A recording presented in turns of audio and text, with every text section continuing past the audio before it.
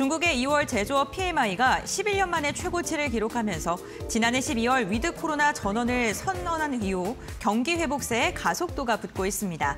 전월 대비 2.5포인트 상승한 52.6포인트를 기록한 건데 중국의 경기 회복으로 리오프닝 관련주들 오늘 들썩이고 있죠. 관련 이야기 함께 나눠보겠습니다.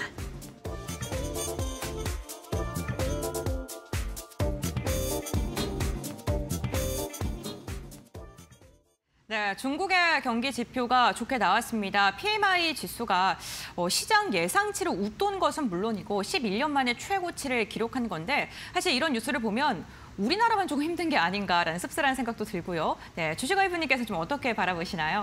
우리나라 증시가 사실 신흥국 시장이다 보니까 여러 이제 글로벌적인 대외적인 환경에 따라서 영향을 굉장히 많이 받거든요. 특히 이제 첫 번째로는 미증시 영향, 미증시 떨어지면 당연히 다음날 우리나라 증시는 떨어져서 시작해야 된다라고 봐야 되고 중국 증시도 여전히 마찬가지입니다. 중국 증시 떨어지면 우리 국내 증시가 가장 먼저 그런 이제 여파들을 받는데 우리나라 이제 증시가 참 어떻게 보면은 여러 의미에서 많이 이제 때려맞다 보니까 사실 긍정적인 이슈에는 좀 면역이 많이 생겨서 그런지 내성이 생겨서 그런지 잘 안 올라가는 것 같습니다. 근데 일단은 최근에 2월 증시가 굉장히 좀 변동성이 좀 강했었던 그런 상황이었고 그렇게 이제 좀 길을 잃고 비틀비틀 랜덤워크처럼 이제 가고 있다가 드디어 이제 중국 양회 쪽에 이제 이슈가 좀 부각이 되기 시작하면서 이번 주부터 시작해서 증시 분위기가 좀 긍정적으로 흐름이 가는 것 같다라는 그런 생각이 드는 시점이라고 생각이 들고요. 일단은 사실 중국 증시 같은 경우에는 지금 뭐 당장에 좋아지진 않았지만 이 리오프닝에 대한 기대감은 우리 국내 증시가 언제부터 들어왔었냐면은 지난해 11월부터 기점으로 해서 우리나라 이제 국내 중국발 이제 리오프닝 관련 종목들이 상승세가 좀 나왔습니다. 그러다가 2월 기점으로 해서 종목들이 약간 이제 가격 조정, 기간 조정을 좀 갖고 있는 것 같거든요. 그래서 박스피 형태로 지금 가고 있는 리오프닝 종목들도 많은 상황입니다.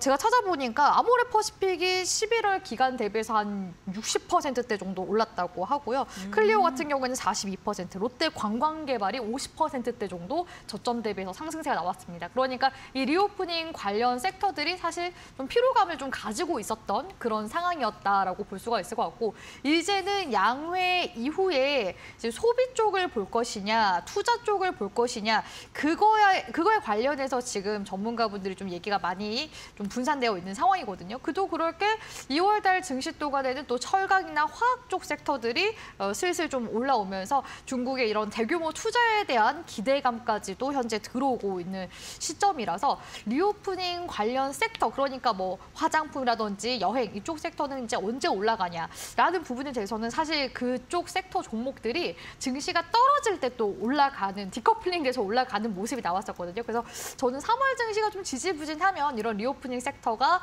오히려 이제 철강 화학 종목들 살짝 좀 횡보하면서 가는 동안에 오름세가 나와주지 않을까라고도 그런 이제 순환매 흐름을 좀 예측을 하고 있는 중이기도 하고요. 사실 홍콩 같은 경우에는 중국보다 리오프닝이 가장 먼저 좀 일찍 시작이 됐는데 뚜렷한 리오프닝 효과는 아직까지 나타나고 있지 않은 상황이기도 합니다. 그렇기 때문에 사실 그 관련 기대감만 좀 시장에 있는 상황이지 실질적인 거는 뭐 아직까지 큰 변화는 없었다라는 겁니다. 하지만 그럼에도 불구하고 이제 우리가 양회 이후의 흐름을 또 주목을 해봐야 되는 거는 이제 시진핑 중국 국가주석의 3연임이 지금 확정된 그런 상황이고 당대 이후로 이제는 그 양회 이후 지금 3개월에 걸쳐서 좀 증시 이제 부양 효과도 좀 나오지 않을까라는 기대감이 있거든요. 일단은 지금 시진핑 지도부 쪽에서 이야기를 하고 있는 정책들이 딱 3가지 정도 된다고 보시면 되겠습니다. 첫 번째는 위드 코로나, 두 번째는 시장 개방 및 대외 친화 정책. 그래서 우리나라 이제 한한령 해제에 대한 기대감도 지난해 하반기부터 들어오기 시작했죠.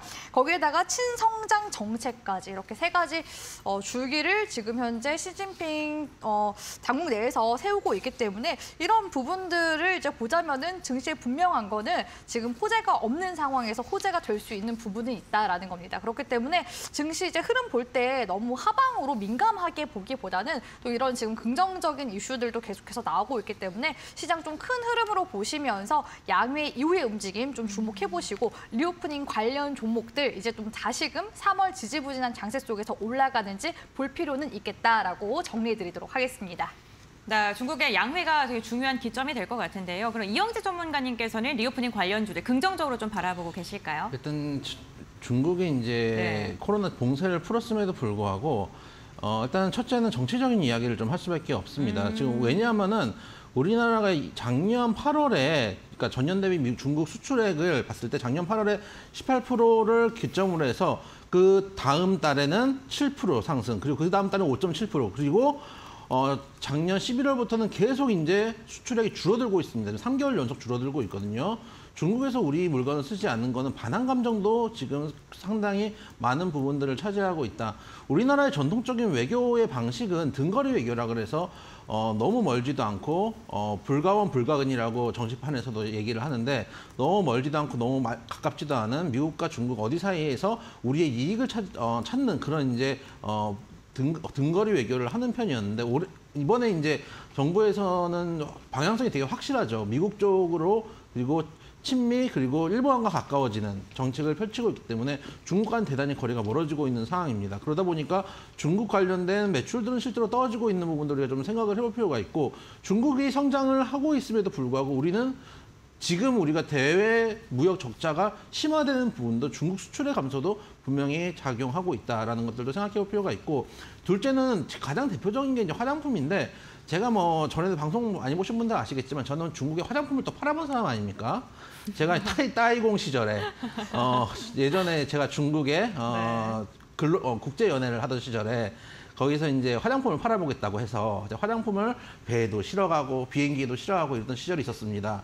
그때는 정말로 화곡동에 그 도매상가가 있거든요. 가보신 적은 아마 없을 텐데 소매상들만 이제 사는 게 아니고 화곡동에 도매상을 하면은 거래를 할 때 몇백만 원 이상 거래를 잡아놓으면은 그때 도매상 등록을 해줘요. 그래서 등록을 해가지고 도매상으로 끊었던 적이 있었는데 그때는 저 같은이라고 하면 그런데 따이공들이 와가지고 그 당시 제일 유명했던 달팽이 크림이나 이런 것들은 있는 대로 다 쓸어갔어요. 근데 지금은 그런 분위기가 아니라는 거예요. 그리고 과거에는 우리나라 화장품을 넘버원으로 취급하던 시절도 있었지만 지금은 우리나라 화장품보다 오히려 유럽 쪽이나 좀 더 사회생활이 발전하다 보니까 유럽 쪽이나 미국 쪽 화장품들, 일본 쪽 화장품들에 대한 소비가 늘어나고 있다는 중국 쪽의 전원이 지금도 들려오고 있기 때문에 제 생각에는 화장품주나 관련주들이 테마성이나 단기적으로 시세로 움직일 수는 있겠지만은 이걸 가지고 뭐 2년, 3년 동안 가기에는 좀 어려운 부분들이 있기 때문에 종목별 차별화가 필요하다. 또 중국과의 관계도 좀 개선이 돼서 중국에서 반환감 정도 좀 줄어들었으면 좋겠다라는 말씀도 드려보도록 하겠습니다. 네, 알겠습니다. 중국 리오프닝 관련주들과 함께 중국과 국내의 반환 감정이 조금 줄어들어야지 이에 대한 좀 수혜를 입을 수 있겠다라고 언급을 해주셨습니다. 그럼 주식와이프님께서 관련 종목을 조금 몇 가지 짚어주실 텐데 궁금한 게요. 소비주, 그리고 투자주를 언급을 해주셨는데 어떠한 종목을 좀 더 집중적으로 바라보고 계실까요? 사실 이제 주쌤 관점에서는 리오프닝 섹터를 좀 더 긍정적으로 바라보고 있고요. 일단은 최근에 2월장에 좀 투자 관련 섹터들, 특히 철강, 화학 쪽이 오름세가 나왔었기 때문에 관련 좀 대표적인 종목들 좀 짚어드리고 리오프닝 대장 섹터 같이 함께 봐드리도록 하겠습니다. 일단 첫 번째 현대제철부터 같이 함께 보도록 할 텐데요. 현대제철 같은 경우에는 주쌤이 2월 달에도 철강 섹터 관련해서 브리핑을 도와드렸었던 종목이기도 해서 또 추가적으로 이렇게 또 두 번째로 브리핑을 도와드리는 것 같습니다. 일단은 지금 양회 계기로 부동산 시장이 이제 좀 부양 정책이 시행되게 되면은 당연히 건설 업계 쪽이 좀 호황을 또 다시 맞을 가능성이 높고 또 건설을 짓다 보면은 당연히 거기 안에 철강 많이 들어가지 않겠습니까? 자재들. 그래서 철강 쪽 자체도 좀 낙수 효과를 받게 될 것이다로 인해서 철강 섹터들이 지금 현재 수급이 좀 들어오고 있는 거라고 볼 수가 있겠는데요. 일단은 주가상의 움직임 움직임을 좀 보면서 말씀을 이제 드리자면 지금 현대제철 같은 경우에는 횡보세에 나오다가 이제 2월달 기점으로 해서 전고점 구간 돌파해주는 모습 나왔었기 때문에 계속 좀 관심 있게 일단 흐름은 보자라고 말씀을 드렸었는데 상승세가 이제 계속 나오더라고요. 그러다가 지금 눌림목 이후에 또 다시 재차 반등 주는 거 보니까 여전히 상방 움직임은 계속해서 조금씩 저점 높이면서 올라가고 있는 모습 관측이 되고 있더라라고 볼 수가 있을 것 같고 최근에 철강 종목들 이제 올라갈 때 땡땡 스틸 뭐 이런 종목들도 같이 상승세가 나왔었거든요. 근데 거의 한 2, 3일 정도만 상승세 반짝 나오다가 지금 다시 주가가 되돌림이 나오면서 본래 주가로 또 돌아가는 그런 종목들 많습니다. 하지만 이슈는 아직까지 끝나지 않았다라고 보여지고 있기 때문에 또 이렇게 인프라 쪽에 투자를 하게 되면은 당연히 이런 섹터들은 주가가 또 긍정적인 모멘텀이 될 수밖에 없는 그런 이제 업황 재료거든요. 그래서 그런 관점에서 봤을 때 지금 현대제철의 큰 이제 주가 흐름으로 봤을 때도 지금 현재 주가가 2년 정도 조정을 좀 길게 받아준 낙폭과대 구간에서 상승 전환이 이루어지고 있는 모습 기술적으로도 체크가 되고 있기 때문에 이러한 움직임은 또 계속해서 지속적으로 좀 나올 모멘텀이 될 수 있기 때문에 관심은 좀 계속해서 가져보는 게 좋겠다라는 생각이 들고 다만 좀 움직임이 좀 지지부진하게 갈 수 있다는 점은 좀 유념하면서 종목 한번 살펴보셔라라고 말씀드리고 싶습니다. 그리고 두 번째 종목 같은 경우에는 화학 쪽 종목을 봐드리고 싶은데요.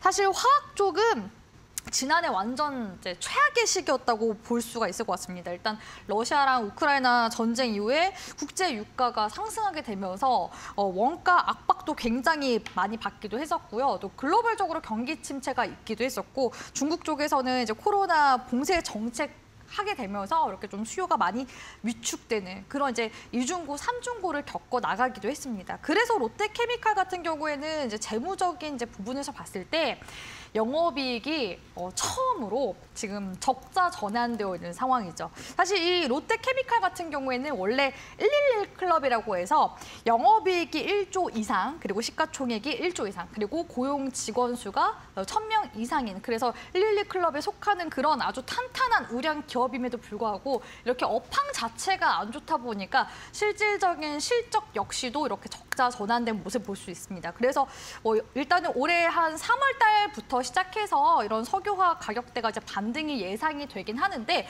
이런 이제 글로벌적인 상황들을 인식을 한 건지 롯데케미칼 쪽에서도 이제는 석유화학 쪽으로만 투자를 해서는 안 되겠다. 신사업에도 투자를 해보자라는 그런 이제 움직임들이 나오고 있거든요. 그래서 보니까 2030년도까지 무려 11조 가까이를 이제 투자를 해서 배터리랑 수소 쪽 사업에도 계속해서 투자를 하고 사업들을 확장해 나가겠다라는 그런 발표도 하기로 했습니다. 그래서 앞서서 롯데케미칼 같은 경우에는 일진 머티리얼스를 인수를 하기로 했었거든요. 그래서 관련 모멘텀도 있는 기업이다. 그러니까 석유화학 업종들이 이런 식으로 이제는 좀 사업을 다변화하려고 하는 그런 추세다 보니까 업황 자체가 사실 그렇게 좋지는 않구나라고서 유추를 해나가셨으면 좋겠고 이런 석유화학 관련 종목들 롯데케미칼처럼 이렇게 사업을 좀 신사업으로 계속 투자하고 있는 기업들도 같이 함께 보면 좋겠다라는 생각이 들었습니다.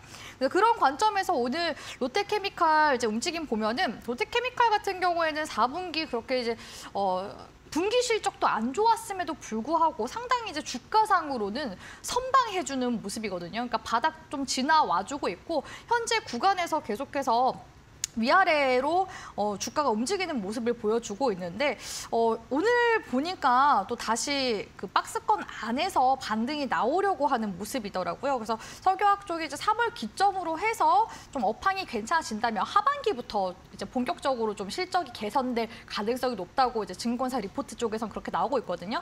만약에 그렇게 된다면 올해 안에 한 20만 원 선 정도까지 회복세는 일단 긍정적으로 볼 수는 있겠다라고 참고해 주시면 좋을 것 같습니다. 그리고 이제 주쌤이 긍정적으로 보는 이제 섹터 리오프닝 중에서 이제 화장품 sek터 긍정적으로 보고 있는데요. 화장품 섹터는 여전히 지금 현재 진행형으로 가고 있습니다. 과거 화장품 섹터가 2015년도 이때 아마 이영재 전문가님이 이때 보부상 하셨을 것 같은데 이 시절에는 정말 중국과 우리나라 관계가 굉장히 좋았고 중국에 있는 유학생들도 우리나라에 이제 공부하러 와서 화장품을 이제 자국 내에 다시 이제 팔면서 그렇게 아르바이트를 하던 그런 시절로 주쌤도 이제 기억을 하고 있습니다. 그래서 이때는 정말 굉장히 업황이 좋았지만 한한령이 이제 있고 나서부터는 급격하게 화장품 섹터부터 시작해서 미디어 업종들이 안 좋았었거든요. 근데 그게 이제는 그 시진핑의 그 양회 이후로 이렇게 대외 친화적인 정책으로 인해서 한한령 해제에 대한 기대감까지 들어오게 된다면 코스맥스 같은 경우에는 중국에 또 법인을 두고 있기도 하고요. 미국의 이제 법인이 영업 적자에서 다시 이제 흑자 전환이 되고 있습니다. 그래서 이런 부분들이 코스맥스 주가에도 좀 긍정적인 영향을 끼치는 게 아닌가라고 생각이 들고 사실 화장품 관련 섹터 같은 경우에는 기저 효과라고 하죠. 이전에 그냥 주가만큼 이제 회복치 정도 나올 수 있다라고 이제 보는 견해들 많은데 이때 아니면 화장품 섹터들이 언제 가나 싶을 정도로 지금 중국의 이런 이제 호의적인 그런 이제 대외적인 환경은 좀 잘 봤으면 좋겠다라고 생각이 듭니다. 그래서 코스맥스가 사실 일봉상으로 봤을 때는 주가가 지금 11월 달부터 계속해서 우상향 나오고 있는데요. 월봉상으로 봤을 때는 이제 20월선 구간대 위로 올라온 모습이거든요. 그래서 당분간 리오프닝 섹터의 이러한 상승세는 이제 계속될 가능성이 높아 보인다라고 말씀을 드리고 싶고 계속해서 화장품주뿐만 아니라 여행이나 항공 섹터 이런 섹터들도 같이 함께 보셨으면 좋겠다라고 말씀드리도록 하겠습니다.